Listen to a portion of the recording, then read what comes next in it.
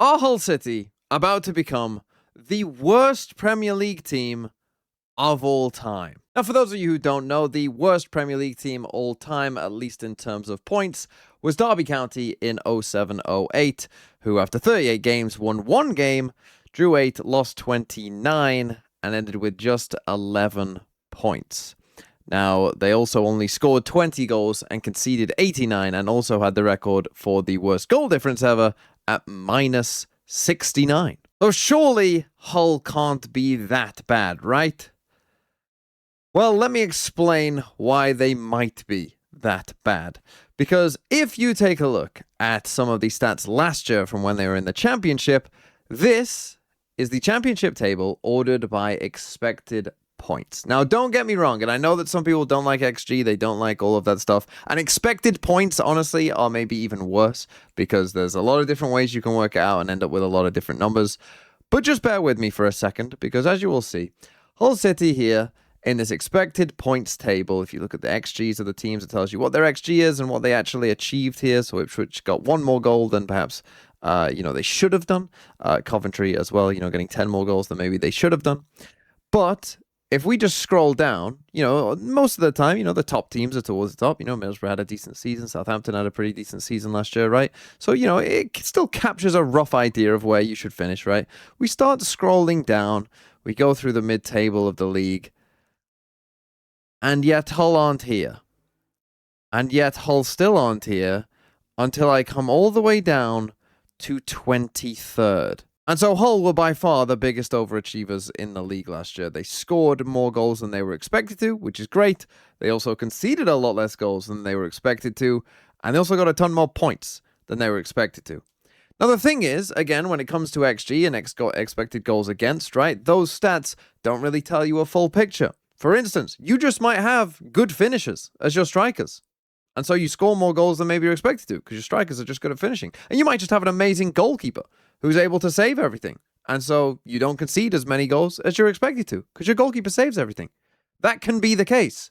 But for Hull, I don't think that is going to be the case in the Premier League. And to focus in a bit more on some of the details here, this was just the expected goals order list for the different teams. So, you got Coventry up here in first.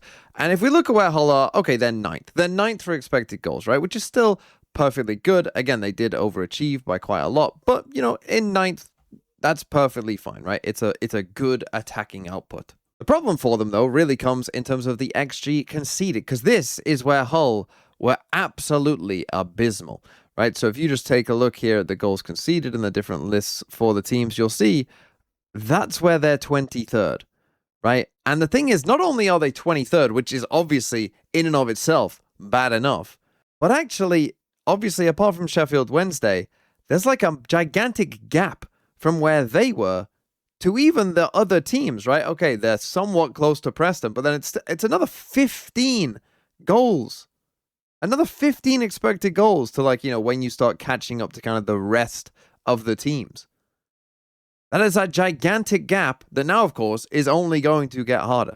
And of course, Hull managed to get promoted via the playoffs and did so actually by finishing 6th, which is something that actually hasn't happened for quite some time.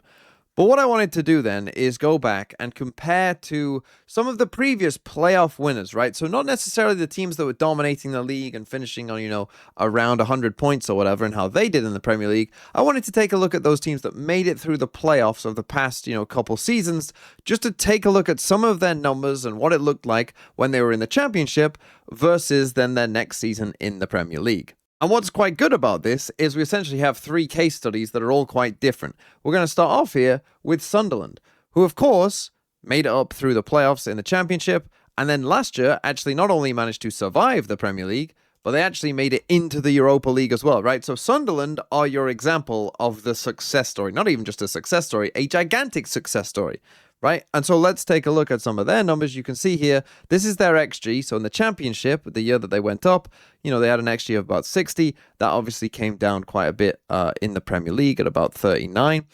Expected goals against, actually, this is where Sunderland, did pretty well because the expected goals against, wasn't too much higher than it was in the Championship. Now, of course, this is playing more games in the Championship, but of course, the Premier League, we know, is a lot harder.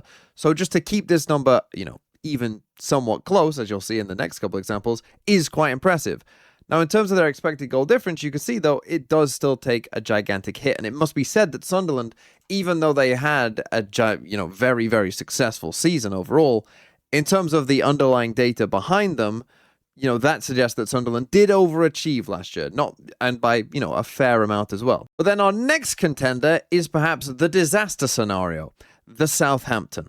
Because you might remember when Southampton went up from the playoffs into the Premier League, it was a disaster, and these numbers back that up. Because actually, Southampton were a very good championship team, right? XG was 81, ginormous amount of expected goals, right? Their expected goals against, only 50. Their expected goal difference, really, really high.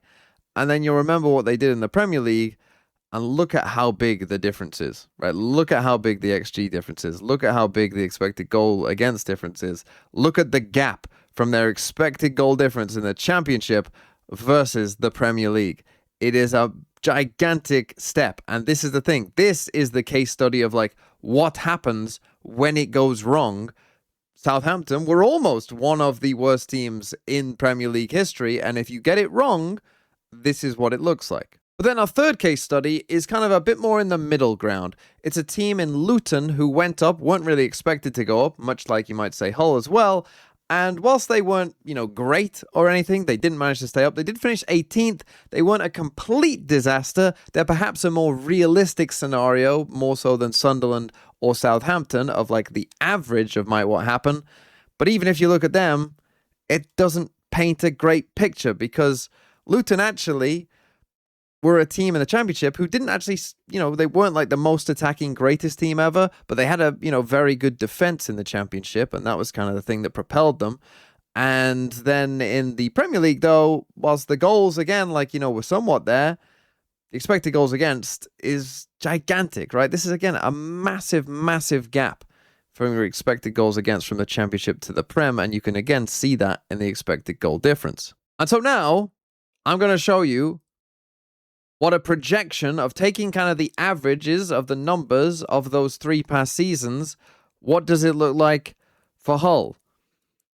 And it's not good, because if you take in the same kind of percentage difference that we've seen, what we'd expect from Hull is for them to average an XG of about 43, right? Which, again, isn't great. If they scored 43 goals in the Premier League next year, that would be an okay output, you might say, for a promoted side. However, the problem is their XG against, right? Because here's the thing. They had a terrible X goals against in the Championship, and that should only get worse in the Premier League. That should not be getting any better. And if you add in the same amount, they're looking at conceding here 123 goals. Now, are Hull going to concede 123 goals next year? Almost certainly not, right? That would be incredibly bad. In fact, that would be them conceding over 3 goals a game. It is simply not going to happen.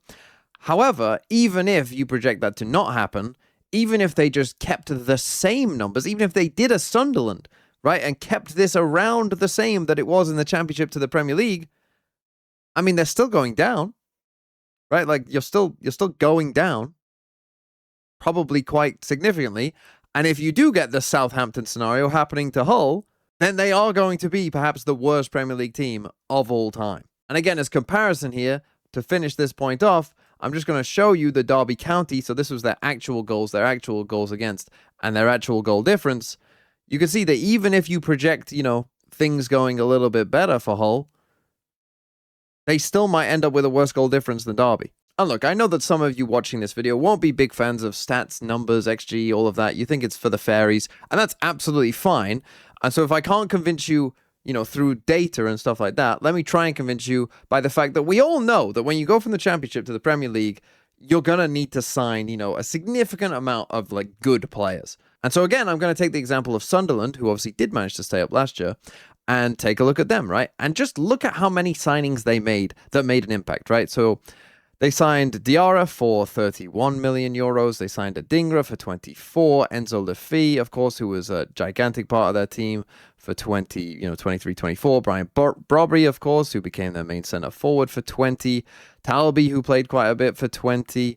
Angulo Sadiki, who played a little bit. Obviously, Xhaka, a gigantic signing for them. Mukiele, who somehow only cost 12 million euros, who is, of course, amazing, is an extremely important player for them. Alderete, who played pretty much every game last season. Roofs, who was a gigantic goalkeeper for them last year. I mean, even like Ronaldo played a lot for them last year as well on a free transfer.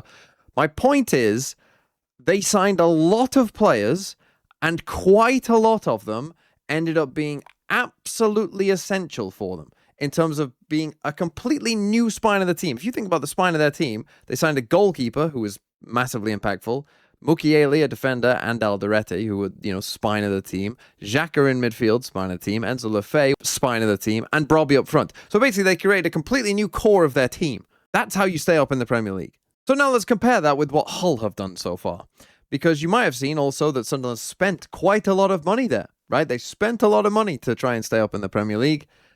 This is what Hull have done so far. They've signed a goalkeeper. Okay, maybe he's very good. I don't know. They signed a central midfield player for 9 million euros from Norway. Jack Butland to be a backup goalkeeper. A guy from Sweden for 2.5 million euros. A couple free transfers, including Matt Targett. And this guy Zambrano, who probably will play for them, and we don't actually know how much that cost. Does that look like enough to you? And again, I want to remind you that the Sunderland team that came up was already better than the Hull team that have come up. So Sunderland had less holes to fill than Hull do. And yet still Sunderland spent massive amounts of money on many players, many of whom were very successful, and were able to have a very good season, if even then they overperformed some of their expected data. Hull have not done any of that. This genuinely could be, if those underlying numbers come back to haunt them in the Premier League, they could be in big trouble.